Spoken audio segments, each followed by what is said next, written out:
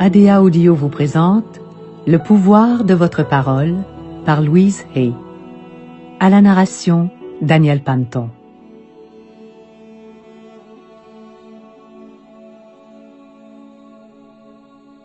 Ici Louise Hay. Notre sujet aujourd'hui sera le pouvoir de notre parole, le pouvoir de votre parole. Qu'est-ce que cela signifie? Êtes-vous conscient de toute l'importance de vos paroles, de l'importance de vos pensées, tout comme de l'impact des mots que vous utilisez? C'est très important. Des mots, des mots, des mots. Nous les utilisons tout le temps et nous babillons sans arrêt, émettant des idées sur n'importe quoi et la plupart du temps sans même savoir ce que nous disons. Soyez attentifs, juste un instant, au choix de vos mots. Enfant, on nous apprenait la grammaire. On nous enseignait de choisir les mots selon les règles de la grammaire. Ce que je remarquais, c'est que les règles de grammaire changeaient continuellement. Tantôt une règle s'appliquait, mais dans un autre cas, ça ne marchait pas, et vice-versa. Quelquefois même, des expressions en argot se retrouvaient dans notre langage courant. Cependant, ce que la grammaire ne prend pas en considération, c'est la signification des mots et l'incidence qu'ils ont sur notre vie, la façon dont ils influencent notre vie. Voyez-vous, à l'école, on ne m'a jamais enseigné que le choix de mes paroles aurait des conséquences sur mes expériences de vie.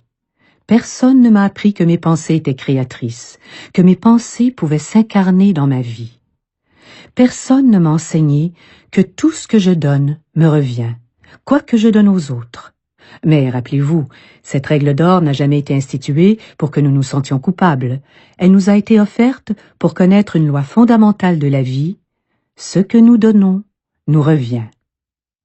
Personne ne m'a jamais enseigné que je méritais d'être aimé. Personne ne m'a jamais enseigné que j'étais digne de recevoir de la bienveillance. Personne ne m'a jamais appris que la vie était là pour me supporter. J'ai souvenir, enfant, que nous nous interpellions souvent avec des mots cruels, nous criant des noms blessants, tentant de nous étiqueter les uns les autres. Mais comment aurions-nous pu faire autrement?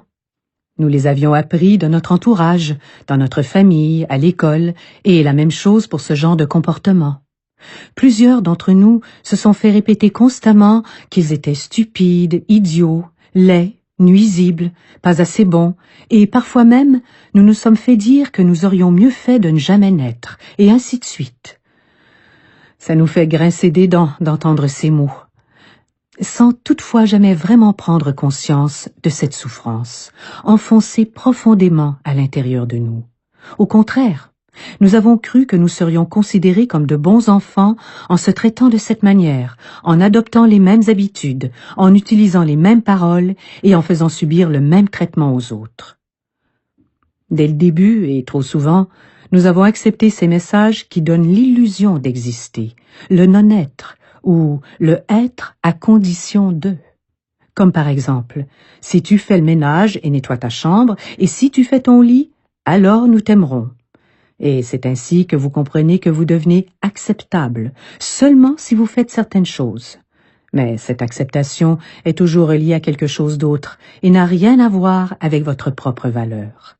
Vous retenez l'idée que vous pouvez exister seulement si vous faites ces choses et que sans cela, vous n'avez pas la permission d'être.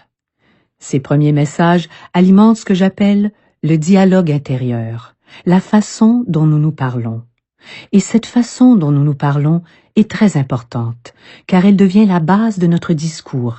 Elle établit notre atmosphère mentale, celle-là même qui attire les expériences à nous. Si nous nous diminuons, la vie sera petite pour nous. Mais si nous nous aimons et nous apprécions, la vie pourra devenir un merveilleux, un splendide cadeau. Il n'en tient réellement qu'à nous. Lorsque notre vie est pénible et insatisfaisante, il est très facile de simplement blâmer nos parents ou les autres, ce fameux « les autres », et dire que c'est leur faute. Mais en agissant ainsi, nous restons coincés dans nos problèmes. Ces mots limitants ne nous apporteront pas la liberté. Alors comment trouver notre pouvoir si nous agissons ainsi? Souvenez-vous que notre pouvoir est dans nos paroles. Notre pouvoir se manifeste lorsque nous prenons la responsabilité de notre vie. Je sais que cela peut sembler effrayant d'être responsable de notre vie, Mais savez-vous qu'effectivement nous le sommes, que nous soyons d'accord ou non? Parce que nos pensées et les mots que nous prononçons créent continuellement notre futur. Nos croyances créent notre vie.